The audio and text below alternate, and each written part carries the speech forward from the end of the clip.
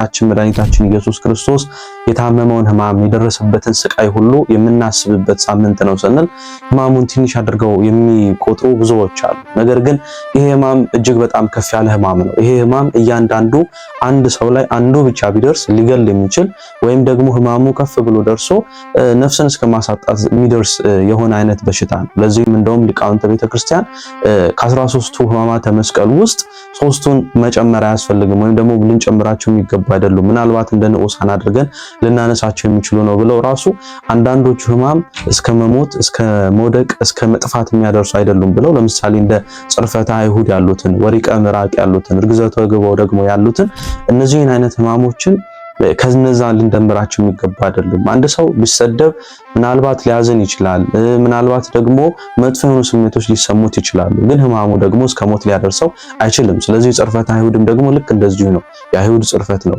ወሪቀ ምራቅንም ደግሞ ብንመለከት አንድ ሰው ቢተፋበት ምናልባት ምራቁን ተከትሎ ሊያዝን ይችላል። እሱን ተከትሎ ደግሞ የሚመጡ የቆዳ በሽታዎች ቢኖሩ እሱ ሊይዘው ይችላል። እንዲሁ ደግሞ እርግዘተ ገባውንም ደግሞ ብንመለከት ጎኑን የወጉት መሞቱን ለማረጋገጥ ከሞተ በኋላ ስለሆነ አንድ ሰው ደግሞ ከሞተ በኋላ ምንም ሊያደርጉት ሕማም ሊሰማው አይችልም። ስለዚህ ከነዚህ ሁሉ ግን ሌሎቹ 13 ሕማማት በሙሉ ከመሬት ላይ ሲያጋጩት የነበሩት እርሱን ደግሞ በቅንዋት ላይ ሲያወሩት የነበሩት በችንካራት ሲወጉት የነበሩት ያሳደሩበት እያንዳንዱ ሕማም ግን በራሱ ጌታችን መድኃኒታችን ኢየሱስ ክርስቶስ ላይ ደረሱትን አንድ ሰው ሊገል የሚችል አይነት ሕማም ነው።